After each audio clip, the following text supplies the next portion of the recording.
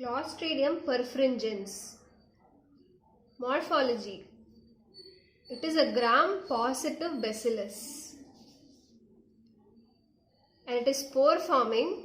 It forms subterminal spores and the spores are bulging. Subterminal spores. So this gives the bacillus a club shape. So these are club-shaped bacilli. Clostridium perfringens are non-motile and they are capsulated. They are anaerobic and they are the most important cause of gas gangrene, which we will see in detail. So Clostridium perfringens is a gram-positive bacillus, club-shaped, is non-motile, capsulated and anaerobic. Pathogenicity.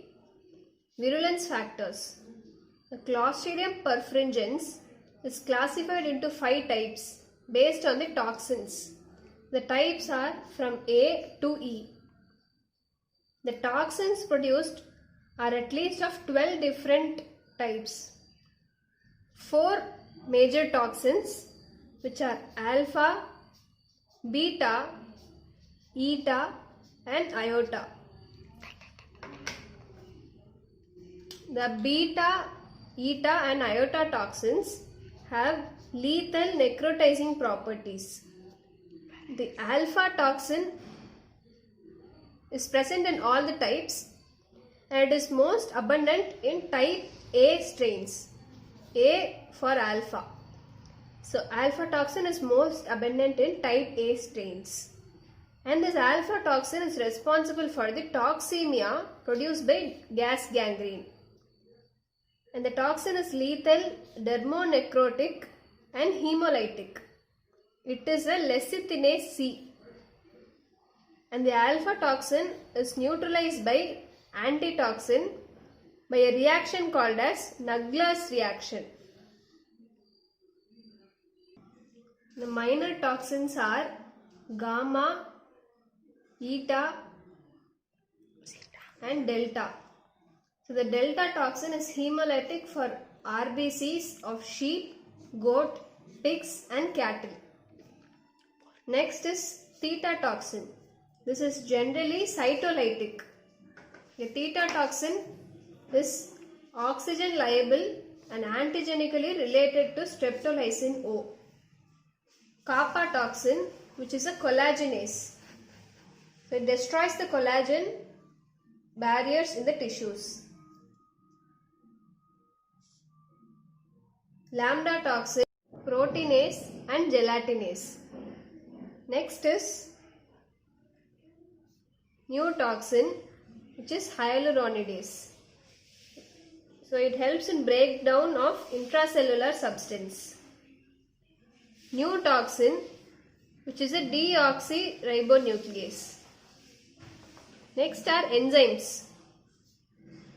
Enzymes that destroy blood group substances A and H, neuraminidase, hemagglutinin, fibrinolysin, hemolysin, histamine, bursting factor, which is responsible for characteristic muscle lesion produced in the gas gangrene, and circulating factor, which causes increase in adrenaline sensitivity of capillary bed and also inhibits phagocytosis.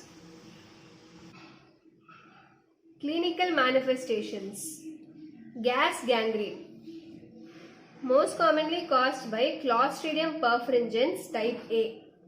The gas gangrene is also known as anaerobic or clostridial myositis or clostridial myonecrosis. Gas gangrene is the rapidly spreading edematous myonecrosis associated with wound infection of extensive muscle masses which are contaminated with especially Clostridium perfringens. The gas gangrene is the characteristic disease of war. Pathogenesis of gas gangrene. It can be of 2 types, exogenous or endogenous. Exogenous The bacteria enters along with the implanted foreign particles like soil, road dust or bits of clothing. Endogenous, the infection occurs after clean surgical procedure, especially amputations done for vascular diseases, and it can even follow injections, especially adrenaline. Exogenous, the bacteria is also present on normal skin, especially on perineum and thighs. The incubation period of Clostridium perfringens is 10 to 48 hours. The clinical presentation of gas gangrene. There is increasing pain, tenderness, edema of the affected part along with systemic signs of toxemia. There is thin, watery discharge from the wound which later becomes profuse and serosanguinous. And the accumulation of gas leads to tissue crepitant. In untreated cases, death can occur due to circulatory failure. Other diseases caused by Clostridium perfringens.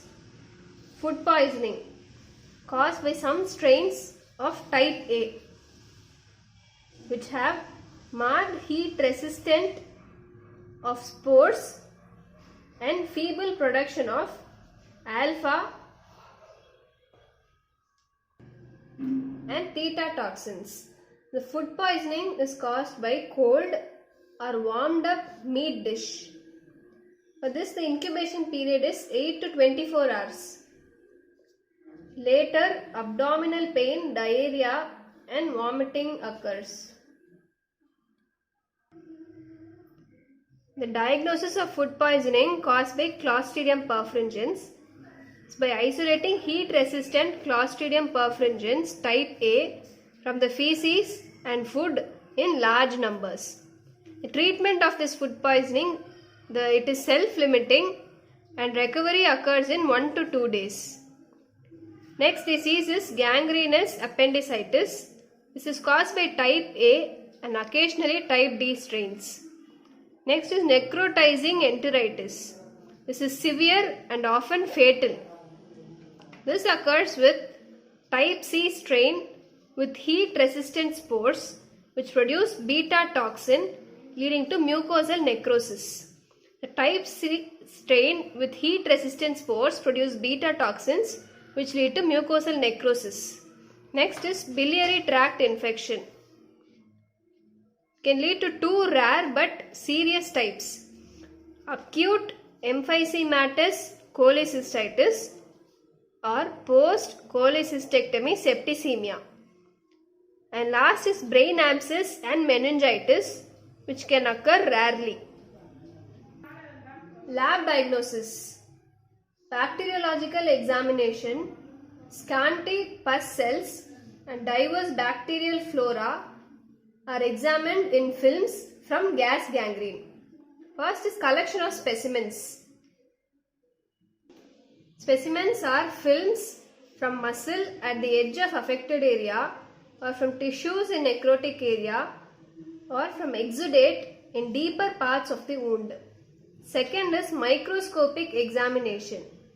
Here large numbers of regularly brick-shaped gram-positive bacillus without spores are demonstrated. Third is culture. A plate of serum or egg yolk agar with Clostridium perfringens spread on one half is used for Nagler's reaction, which is also called lecithinase effect. This is used for rapid detection of Clostridium perfringens. So, in one half of the plate, antitoxin is spread and the other half is without antitoxin. So, in the half without antitoxin, the colonies are surrounded by zone of opacity. But in the half with antitoxin, there is no zone of opacity due to specific neutralization of alpha toxin. So, there is no hemolysis and thereby there is no zone of opacity. So, this is Nagler's reaction. Fourth is reverse camp test. This is to identify Clostridium perfringens. Here, Clostridium perfringens is streaked over the center of the plate and Streptococcus agalactiae is streaked at right angles to it. If the reverse camp test is positive, there is presence of arrow-shaped zone of enhanced hemolysis pointing towards the Clostridium perfringens. So this is reverse camp test, positive for Clostridium perfringens. Next, biochemical reactions. The Clostridium perfringens is indole negative, MR positive, VP negative. Nitrates are reduced to nitrites. Sugar fermentation. Glucose, maltose, lactose and sucrose are fermented with acid and also with gas production. Prophylaxis and treatment. Surgery is the treatment in gas gangrene or where the facilities exist, hyperbaric oxygen is beneficial. Second is antibiotics. These are effective in prophylaxis, given in combination with surgery. So the drug of choice is metronidazole intravenous, given before surgery and repeated every 8 hours for 24 hours, along with clindamycin and cephalosporins. Passive immunization. This is a common practice in prophylaxis. So passive immunization is done with anti-gas gangrene serum. So surgery is the preferred in gas gangrene. Antibiotics, the drug of choice is metronidazole IV along with clindamycin and cephalosporins. Passive immunization with anti-gas gangrene serum. Thank you.